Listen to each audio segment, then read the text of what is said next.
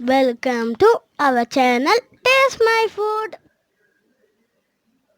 அஸ்ஸலாமு அலைக்கும். Hello friends, எல்லோரும் எப்படி இருக்கீங்க? நல்லா இருக்கீங்களா? இன்றைக்கி நம்ம சேனலில் லஞ்சுக்கு சட்டுன்னு ரெடி பண்ணக்கூடிய ஒரு குழம்பு ரெசிபி தான் பார்க்க போகிறோம். இந்த குழம்பு பொறுத்த வரைக்கும் இதுக்கு வெங்காயம், தக்காளி, வெஜிடபிள்ஸ் எதுவுமே தேவையில்லை. இது எதுவுமே சேர்க்காத குழம்பு எப்படி இருக்கும்னு சொல்லிட்டு நீங்கள் நினைக்கலாம். டேஸ்ட் வைஸ் பார்த்தா ரொம்பவே நல்லா இருந்தது. பெரிய விஷயம் என்னென்னா, ரொம்ப குயிக்காக இதை நம்ம ரெடி பண்ணலாம். ரொம்ப பொருளும் இதுக்கு தேவைப்படாது. சம்டைம்ஸ் நம்ம லஞ்சுக்கு வந்து என்ன குழம்பு செய்யலாம் சொல்லி ரொம்ப யோசனையாக இருக்கும். அந்த மாதிரி டைமில் நீங்கள் குயிக்காக இதை ரெடி பண்ணிடலாம். ஓகே, இப்போ நம்ம ப்ரிப்பரேஷனை ஸ்டார்ட் பண்ணிடலாம். ஸோ இந்த வீடியோவை ஸ்கிப் பண்ணாமல் ஃபுல்லாக பாருங்கள். இதுக்காக நான் ஒரு லெமன் சைஸ் அளவுக்கு இருக்க புளியை வந்து ஊற வச்சு நல்லா கரைச்சி எடுத்து வச்சுருக்கேன். இப்போ இதிலேயே நம்ம மசாலாவை ஆட் பண்ணிக்கலாம். ஒரு 2 டேபிள் ஸ்பூன் அளவுக்கு குழம்பு மிளகாய் தூள், ஒரு 1 ஸ்பூன் அளவுக்கு தனி மிளகாய் தூள், இதுக்கு தேவையான சால்ட்டு போட்டு நல்லா மிக்ஸ் பண்ணி வச்சுக்கிங்க. இதில் வந்து குழம்பு மிளகாய் தூள் வீடியோ வந்து ஆல்ரெடி நம்ம சேனலில் இருக்குது. அதை பார்க்காதவங்க செக் பண்ணி பார்த்துக்குங்க.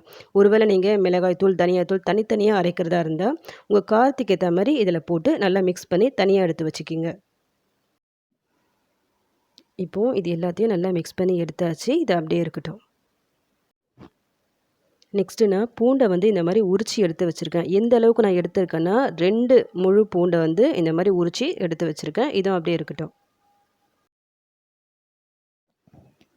இப்போ நம்ம குழம்பு செய்ய ஸ்டார்ட் பண்ணிடலாம். நான் வந்து ஒரு கடாயில் வந்து எண்ணெய் ஊற்றிருக்கேன். இதுக்கு வந்து நல்லெண்ணெய் இருந்தால் நீங்கள் எடுத்துக்கலாம். இன்னும் டேஸ்ட் வந்து நல்லாயிருக்கும். இதில் வந்து ஒரு 1/4 ஸ்பூன் அளவுக்கு வெந்தயம், ஒரு ஸ்பூன் அளவுக்கு முழு மிளகு, 1 ஸ்பூன் அளவுக்கு ஜீரகம் நான் சேர்க்குறேன். இது எல்லாம் போட்டு இந்த எண்ணெயில் வந்து நல்லா பொரிஞ்சு வந்த உடனே நம்ம ஆல்ரெடி உரித்து வச்சிருந்தோம்ல பூண்டு, அதையும் போட்டுக்கலாம். இந்த பூண்டை பொறுத்த வரைக்கும் உங்களுக்கு எந்த அளவுக்கு இந்த டேஸ்ட்டு பிடிக்குமோ அதுக்கேற்ற மாதிரி எக்ஸ்ட்ரா இல்லைனா கம்மியாக போட்டு வதக்கி எடுத்துக்குங்க இந்த எண்ணெயில். பூண்டை போட்டு லோ ஃப்ளேமில் ஒரு 5 நிமிஷம் நல்லா வதக்கி எடுத்துக்கோங்க. பூண்டோட கலர் வந்து இந்த அளவுக்கு நல்லா ப்ரௌன் கலராக சேஞ்ச் ஆகணும். அப்போ தான் உங்களுக்கு குழம்பு வந்து நல்லா டேஸ்ட்டாக இருக்கும். இப்போ இந்த ஸ்டேஜில் நம்ம ஃபஸ்ட்டே எடுத்து வச்சுருந்தோம்ல அந்த புளி தண்ணியை அது இதில் போட்டுக்கலாம். சால்ட்டு வந்து செக் பண்ணிக்கிங்க. சால்ட்டு கம்மியாக இருந்தால் சால்ட்டு போட்டு மிக்ஸ் பண்ணிக்கிங்க. இது கூடவே நான் கொஞ்சமாக தண்ணி சேர்க்குறேன்.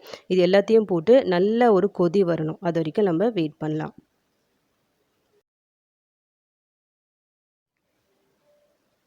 மூடி போட்டு அப்படியே விட்டுடலாம். ஹை ஃப்ளேமில் இருக்கட்டும். நல்லா ஒரு கொதி வந்த உடனே லோ ஃப்ளேமில் வச்சு ஒரு 5லேருந்து 7 நிமிஷம் குக் பண்ணுங்கள். இந்த குழம்பை பொறுத்த வரைக்கும் காரம் வந்து கொஞ்சம் தூக்கலாக இருந்தால் நல்லாயிருக்கும். அதே மாதிரி எண்ணெய் நீங்கள் ஊற்றுறீங்கள முடிஞ்ச அளவுக்கு நல்லெண்ணெய் இருந்தால் யூஸ் பண்ணிக்கிங்க. டேஸ்ட் வந்து ரொம்பவே சூப்பராக இருக்கும்.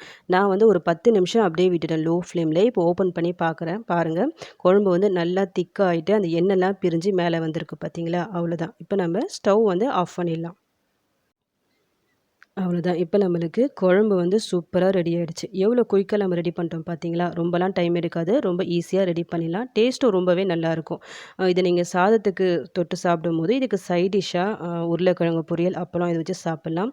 சாதத்துக்கு மட்டும் இல்லை, இட்லி, தோசை, சப்பாத்தி சொல்லிட்டு டிஃபன் ஐட்டக்கும் ரொம்பவே சூப்பராக இருக்கும். நீங்களும் இந்த குழம்பு ரெசிபியை ட்ரை பண்ணி பாருங்கள். அப்படி ட்ரை பண்ணி பார்த்துட்டு சூப்பராக வந்துச்சுன்னா மறக்காமல் எனக்கு கமெண்ட் பண்ணுங்கள்.